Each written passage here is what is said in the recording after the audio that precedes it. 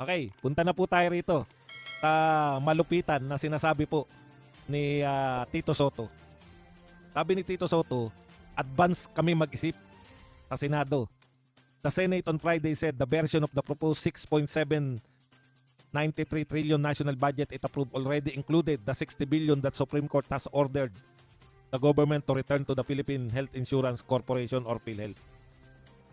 Already did this in this budget, Senate President Tito Soto said when asked about the ruling, directing Congress to reimburse PhilHealth for funds that the Department of Finance had inappropriately diverted to the National Treasury. Senator ayan. So ang sabi po ni Tito Soto, bakit wala yung advance kami mag-isip? Hindi pa raw po nag-uutos. Pangit yan. Ganda yung merong advance kami mag-isip. Sana ba yun? Ini-English kasi nila Tagalog yung sinabi ni Tito Soto. Kaya muna, gusto ko yung kay Tito Soto advance kami. Gusto ko yung mismo sinabi ni Tito Soto.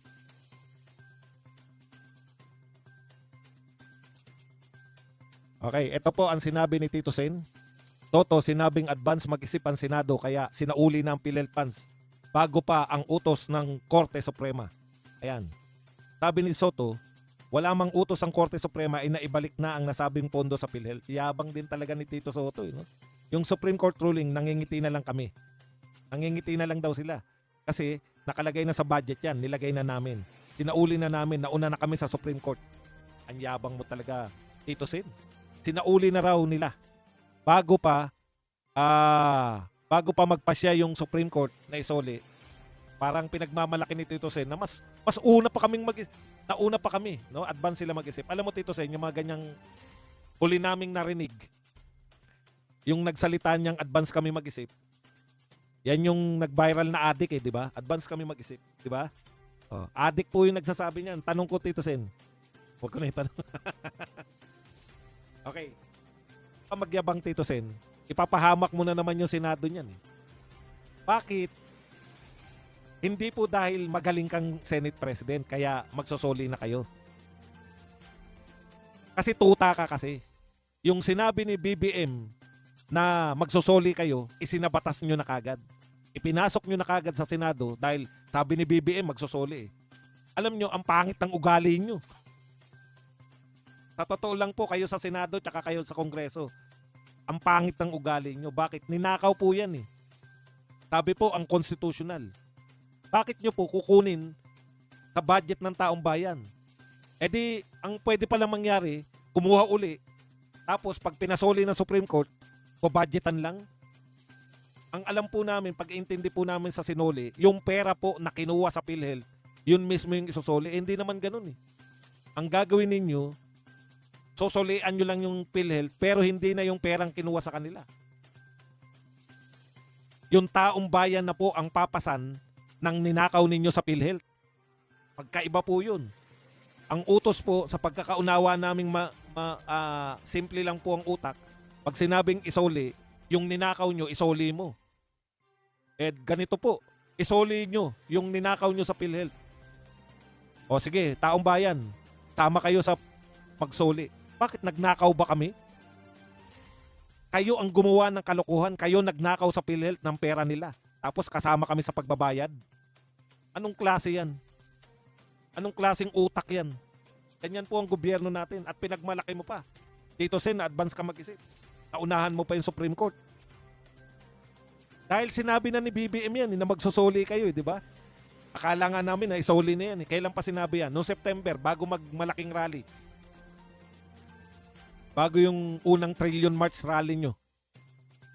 Kasi balak awatin ni BBM Hindi na awat. Kaya hindi na rin nagsoli. Budol nga yan Yung pala tayo rin ang magsosoli. Yung ninakaw ninyo sa PhilHealth, taong bayan na magsosoli sa PhilHealth, napaka-unfair naman yan. Bakit hindi nyo yung lahat na nakumpiska nyo, yun yung isoli nyo sa PhilHealth? Hindi po yung pera ng taong bayan.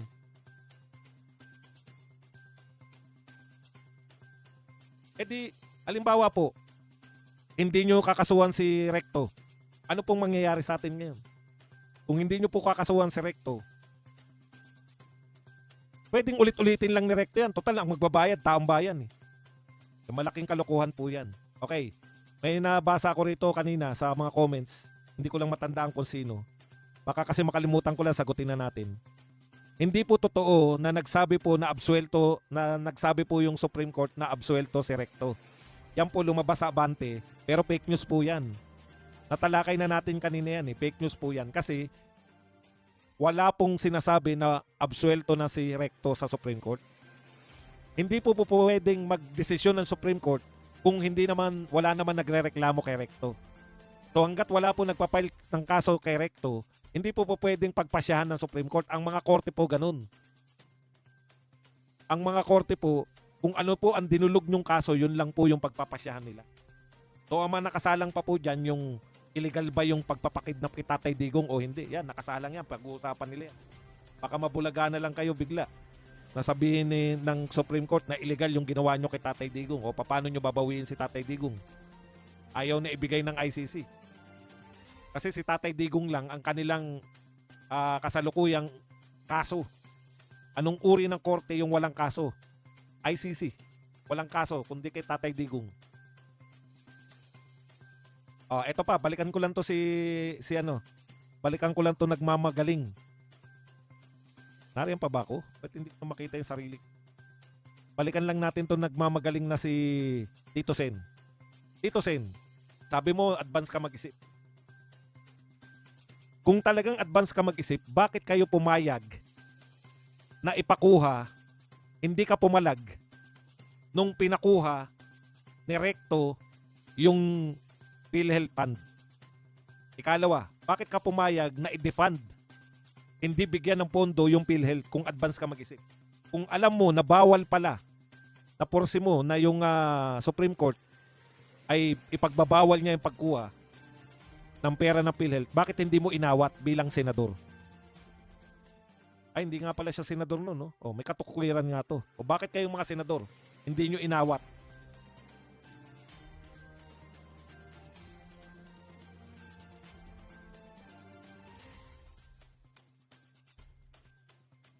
Si Crazy Vlogs daw yung nagsabi.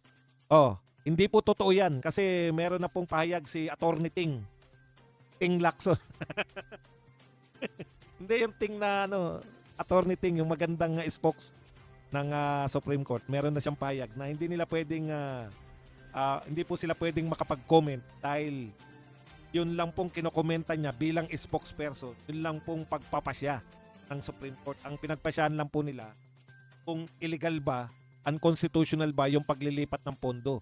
Kung karapat dapat bang isoli yung pondo ng PhilHealth na nakuha at karapat dapat bang wag nang kunin yung natitira pang 29.9 na pondo.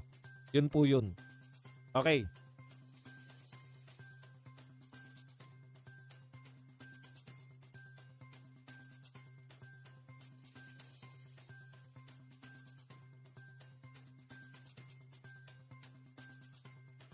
Chismosa pala tong Jesus Palsis, no?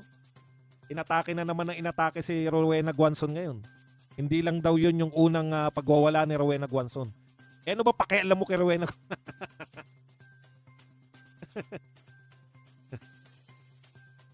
May proseso sa pagbabalik. House includes PhilHealth 60 billion in 2026 budget bill. Kaya po dapat, alam niyo po, kaya po nararapat talaga makasuhan si Recto. At saka si BBM tungkol po dyan. Kasi po, unconstitutional eh. Tapos, tayo rin po pala ang magsosoli. Again, bakit ganun? Dahil nagastos na nila. Mali nga yung ginastos nila eh. Kaya nga dapat isoli nila eh. Okay, meron po. Si Ombudsman Remulla, I guess kanina, hindi ko alam kung radio show yun. At nagtatawanan po sila, pinahuhulaan ni Remulla, may 2 senador daw. Yung isa daw dating senador na malapit nang ipahuli. Malapit na magkaroon ng warrant of arrest. Yung isa po alam natin na si Ramon Revilla. Kasi siya yung dating senador, di ba? Wala namang may issue na dating senador na talagang nahe-headline ngayon. At yung isa naman, ang tansya na marami ay walang iba kundi si Jinggoy. O ngayon, eto problema natin sa mga to eh. Lahat ng mga sa tingin nila lumalabag sa batas, nagiging DDS sa tingin nila. Kailan pa po naging DDS yung mga yan?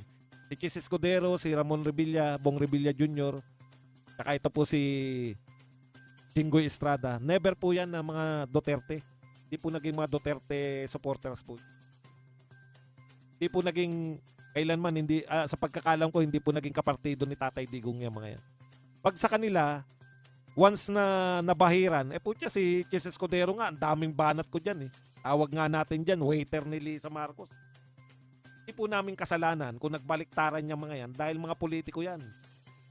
Si Chis Escudero particular, kaya po bumaliktad yan. Naman bumaliktad, nasa inyo pa rin yan. Kaya po yan ay mas pinaburan niya si BP Sara sa impeachment. Nakita niya yung resulta ng 2025 election. Kung may ambisyon pa silang mga senador na tumakbo sa 2028, hindi po sila mananalo kung aawayin nila si BP Sara. Ang linaw po nun eh.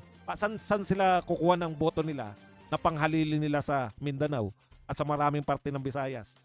Kahit nga dito eh. Kahit nga dito sa NCR eh. Ang lakas na rin ng mga Duterte. Saan pa sila kukuha? Ito na naman po si Kolot.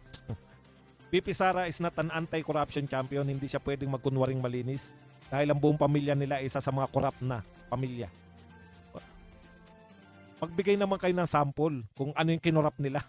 Ang dali magsabi, corrupt. Po siya, si Martin, bakit hindi nyo masabihan? Ang dami na nagsabi, si Martin dinadala ng pera. May akusasyon eh. Ilan ang bilang ng maletan binigay kay Martin?